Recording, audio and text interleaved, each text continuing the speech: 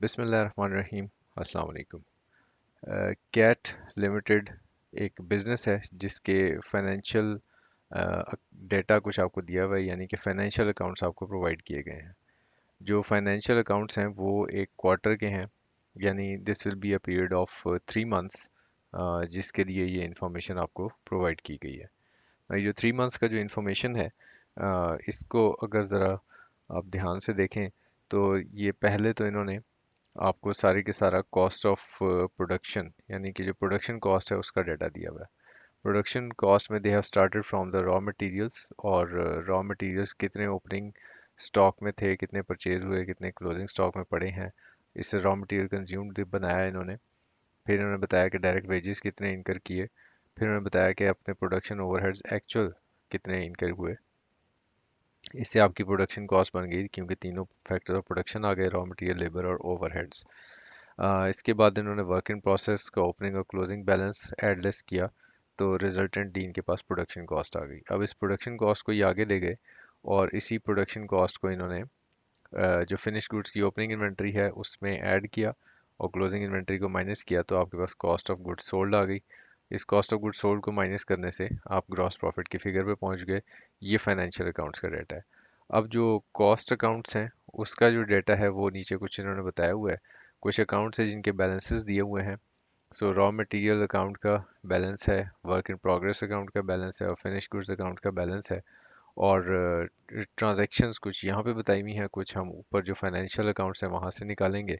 सो ये कुछ ट्रांजैक्शंस हैं।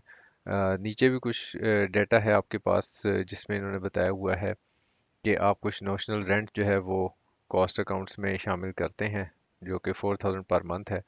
और ओवरहेड्स को अप्लाई किया जाता है 185% ऑफ डायरेक्ट वेजेस। और जो कॉस्ट अकाउंट्स हैं उसके मुताबिक जो प्रॉफिट का फिगर है वो भी आपको दिया हुआ है, दैट इज़ 2,38,970। सो ये जो कॉस्ट अकाउंट्स के मुताबिक प्रॉफिट का फिगर है 238,970, इसको एक्चुअली जो आप रिक्वायरमेंट बी अगर देखें तो रिक्वायरमेंट बी में इन्होंने कहा है कि आप इसको रिकनसाइल करें फाइनेंशियल अकाउंट्स के साथ। सो फाइनेंशियल अकाउंट्स के साथ इसका एक रिकन्सिलिएशन बनाने को कहा है। और दूसरे आपको जो फर्स्ट रिक्वायरमेंट है वो उसमें कॉस्ट लेजर कंट्रोल अकाउंट्स, जो इन्होंने चार अकाउंट्स बताए हैं, raw material, work in progress, finish goods और प्रोडक्शन ओवरहेड्स, ये चार अकाउंट्स भी आपने बनाकर दिखाने हैं लेजर अकाउंट्स। सो हम स्टार्ट कहाँ से करेंगे? सबसे पहले हम जो अकाउंट्स के ओपनिंग बैलेंसेस हैं वो फीड इन कर लेते हैं, साथ साथ हम फिगर्स को टिक करते जाते हैं, ताकि पता चल जाए कौन कौन सी फिगर्स हमने रिकॉर्ड करनी है अपने लेजर अकाउंट्स में। सो ये तो ओपनिंग बैलेंसेस हैं स्ट्रेट वे। और इसके बाद ट्रांजैक्शंस देखें, रॉ मटेरियल जो आपने इशू किया 104,800 का, जब रॉ मटेरियल इशू होता है तो मटेरियल अकाउंट को आप क्रेडिट कर देते हैं और वर्क इन प्रोसेस अकाउंट जो है उसको डेबिट कर दिया जाता है। सो ये आपने डेबिट कर दिया 104,800 से। दूसरा transaction cost of goods produced, जब आप गुड्स की प्रोडक्शन कंप्लीट हो जाती है तो वर्क इन प्रोसेस अकाउंट को क्रेडिट कर दिया जाता है और डेबिट कर दिया जाता है फिनिश गुड्स अकाउंट को। जो कॉस्ट ऑफ गुड्स सोल्ड है वो इसी तरह आप फिनिश गुड्स अकाउंट में से निकाल लेते हैं अमाउंट, और उसको cost of goods sold account में ले जाते हैं। Cost of goods sold account चूंकि बनाने को नहीं कहा गया सवाल में, इसलिए जो इसका डेबिट साइड है वो अभी हम किसी अकाउंट में नहीं दिखा सकते। और लास्ट में इन्होंने कहा कि जी कुछ मटेरियल लॉस हो गया 2,400 रुपये का, तो डेफिनेटली मटेरियल अकाउंट को क्रेडिट करेंगे और एक एक्सपेंस अकाउंट डेबिट होगा। अगेन वो एक्सपेंस जो है अभी हम लेजर अकाउंट हमें रिक्वायरमेंट नहीं है, इसलिए उसका डेबिट भी यहाँ पे अभी इन इन लेजर अकाउंट्स में तो कहीं भी फिट इन नहीं होता है। इसके अलावा कुछ और ट्रांजैक्शंस जो ऊपर फाइनेंशियल अकाउंट्स में मिल जाएंगी कि परचेजेस का इन्फॉर्मेशन, चूंकि ज़ाहिर कॉस्ट अकाउंट्स में नहीं दिया हुआ परचेजेस का इन्फॉर्मेशन, तो जो आपने परचेज किया है वो हम फाइनेंशियल अकाउंट्स वाला ही ले लेंगे। So it will debit the material account and ज़ाहिर पेबल अकाउंट क्रेडिट होगा। वो डेफिनेटली अगेन इसका जो क्रेडिट साइड है वो अभी हमारे पास वो लेजर नहीं है जिसमें हम क्रेडिट करेंगे। डायरेक्ट वेजेस जो आपने इनकर की 40,200 की, वर्क इन प्रोसेस अकाउंट को डायरेक्ट वेजेस हैं वो डेबिट की जाएंगी। क्रेडिट अगेन हम कहीं नहीं दिखा सकते इसका भी। जो प्रोडक्शन ओवरहेड्स हैं एक्चुअल जो आपने इनकर की, वो प्रोडक्शन ओवरहेड्स के अकाउंट में आप 60,900 के डेबिट कर देंगे। और अगेन जो क्रेडिट साइड है वो भी हमारे पास लेजर अवेलेबल नहीं है। सो ये हमने ट्रांजैक्शंस कुछ यहाँ से फीड इन कर ली। दो एक ट्रांजैक्शंस नीचे भी दी गई हैं जो ओवरहेड अप्लाई करने हैं आपने प्रोडक्शन को, वो 185% ऑफ डायरेक्ट वेजेस हैं। तो डायरेक्ट वेजेस अगर आप देखें यहाँ पे वर्क इन प्रोसेस अकाउंट में जो डायरेक्ट वेजेस का अमाउंट था वो 40,200 था, इसका 185% आप बनाएंगे तो that will be the amount of जो प्रोडक्शन ओवरहेड्स आप अ, यानी कि अप्लाई करेंगे टू द प्रोडक्शन। और इसके लिए जो ट्रांजैक्शन रिकॉर्ड की जाती है वर्क इन प्रोसेस को डेबिट करते हैं आप, और प्रोडक्शन ओवरहेड्स अकाउंट को क्रेडिट कर देते हैं, वर्क इन प्रोसेस अकाउंट को डेबिट कर देते हैं। सो 40,200 का 185% बनाकर आपने ओवरहेड अप्लाई कर दिया। जो नोशनल रेंट है वो 4,000 रुपये पर मंथ है, और चूंकि हम ये क्वार्टर का कैलकुलेशन बना रहे हैं तो 3 महीने का notional rent will be recorded like this, कि आप यहाँ पे प्रोडक्शन ओवरहेड्स को डेबिट करेंगे और क्रेडिट इसका डेफिनेटली आप अभी कहीं जो वो लेजर अकाउंट है आपके पास अवेलेबल नहीं है, रिक्वायरमेंट ही नहीं है सवाल की, इसलिए हम उसको नहीं बना रहे। सो ये हमने फीड इन कर दिया जी। अब हम इन सारे लेजर अकाउंट्स को बैलेंस कर लेते हैं, बैलेंसिंग फिगर फाइंड आउट कर लेते हैं। मटेरियल जो अकाउंट है उसका क्लोजिंग बैलेंस फाइंड आउट हो गया, इसी तरह वर्क इन प्रोसेस का क्लोजिंग बैलेंस फाइंड आउट हो गया, फिनिश गुड्स अकाउंट का क्लोजिंग बैलेंस फाइंड आउट हो गया, और प्रोडक्शन ओवरहेड्स के केस में आपको ये पता चल गया कि आपके ओवर एब्जॉर्ब्ड ओवरहेड्स कितने हैं।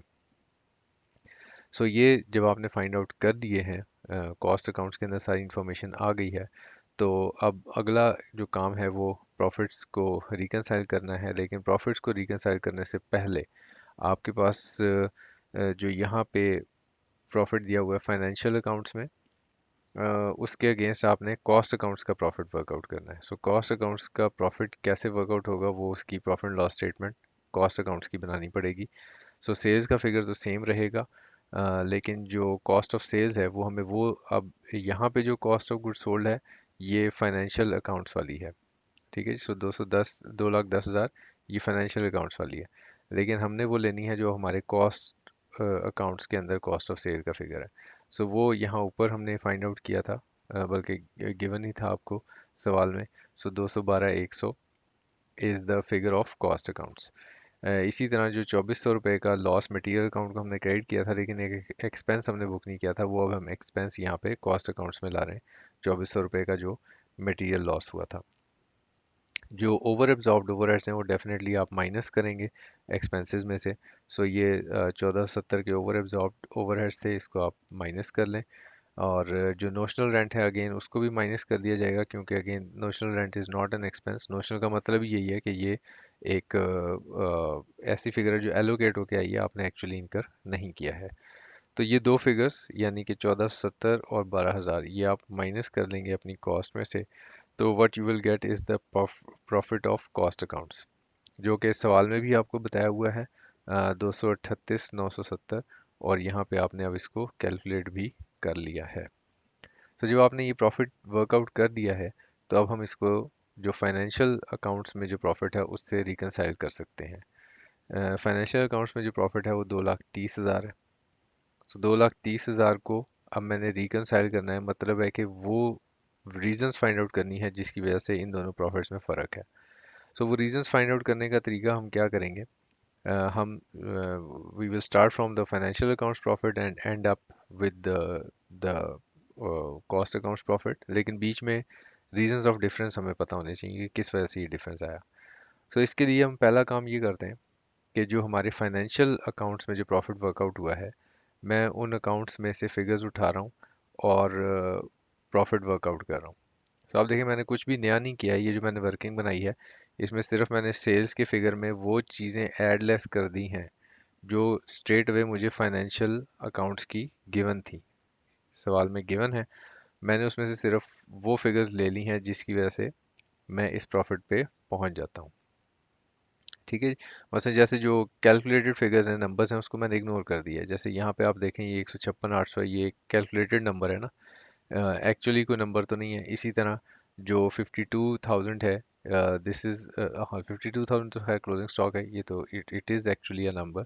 इसी तरह आगे जो यहाँ पे ये 211,900 है, ये कैलकुलेटेड नंबर है जो कि यहाँ ऊपर से आ रहा है।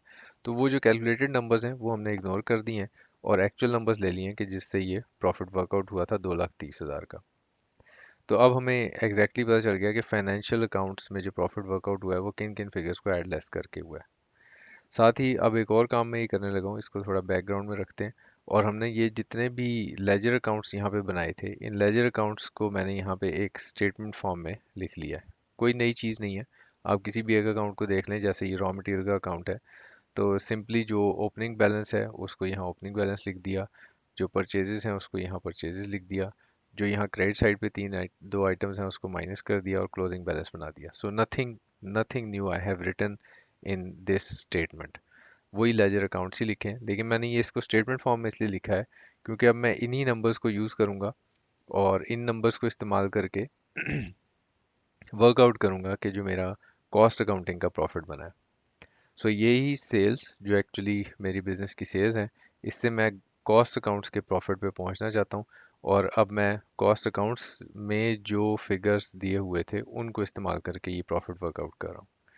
अब अगर मैंने ये जो दो स्टेटमेंट्स बना ली, ये कॉस्ट अकाउंट्स वाली और ये फाइनेंशियल अकाउंट्स वाली, इन दोनों को अब हम अगर कंपेयर कर लें तो हम ये फाइंड आउट कर सकते हैं कि कौन कौन सी फिगर्स कॉमन है और कौन कौन सी डिफरेंट है। तो जो एरो से मैंने डिनोट की हुई हैं वो फिगर्स जो हैं वो कॉमन है, दोनों जगह सेम है। लेकिन जो हाई रेड से हाईलाइट किए हुए हैं उनमें डिफरेंस है। तो अगर ये डिफरेंसेस हमें पता चल गए हैं कि दोनों स्टेटमेंट्स में डिफरेंस किस वजह से आ रहा है, तो अब हम हमारे लिए रिकन्सिलिएशन बनाना बहुत ही आसान है। रिकन्सिलिएशन बनाना इसलिए आसान है कि अब हम फॉर एग्जांपल अगर मैं इस 2,30,000 से शुरू करूं, तो 2,30,000 की फिगर कैलकुलेट करने के लिए 48,000 मैंने माइनस किया हुआ है। तो इसको इसके इसका रिवर्स करता जाऊं, यानी 48,000 प्लस कर दूंगा, 52,000 माइनस कर दूंगा। इस 2,30,000 में ये सारे नंबर्स का उलट कर दूं जो रेड हाईलाइटेड हैं, और यहाँ पे जो रेड हाईलाइटेड जितने नंबर्स हैं उसको उसी तरह इनकॉर्पोरेट कर दूँ, यानी -49,500 कर दूँ, 51,100 को जमा कर दूँ, तो मैं इस प्रॉफिट तक पहुँच सकता हूँ। So what I will do is make this reconciliation, जिसमें मैं 2,30,000 से शुरू हो रहा हूँ और जितने मेरे पास यहाँ पे रेड हाईलाइटेड नंबर्स हैं उसका उलट कर दूँ, और जो यहाँ पे जो रेड हाईलाइटेड नंबर्स हैं उनको एज इट इज़ इंकॉर्पोरेट कर लूँ, तो I can make this reconciliation. ठीक है। So you will be starting from financial accounts profit and you will be ending up at the cost accounts profit. एक और तरीका हो सकता है इस रिकन्सिलिएशन को बनाने का, वो ये कि जिन फिगर्स में डिफरेंस था, अगर हम ये फाइंड आउट कर लें कि वो डिफरेंस कितनी कितनी अमाउंट का है।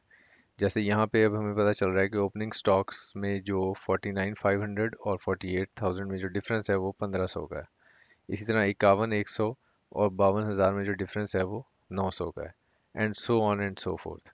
ये जो डिफरेंसेस हैं, अब इन डिफरेंसेस की बेस के ऊपर अगर हम रिकन्सिलिएशन बना लें तो ऐसा भी किया जा सकता है। सो ये जो आपके स्टडी टेक्स्ट में जो सोल्यूशन दिया गया है, वो इन डिफरेंसेस की फिगर से फिर वो सोल्यूशन जो है वो बनाया गया है। अगर आप जिस तरह मैंने बताया इंडिविजुअल इन्वेंट्री के फिगर से बना लें तो वो भी ठीक है, इस तरह बना लें तो भी ठीक है, जो आपको अंडरस्टैंडिंग में ज़्यादा इजी लगे। So this is it. इसमें अब अगर आपका कोई कन्फ्यूजन या कोई सवाल होगा तो हम उसको आंसर करेंगे। Thank you very much, take care.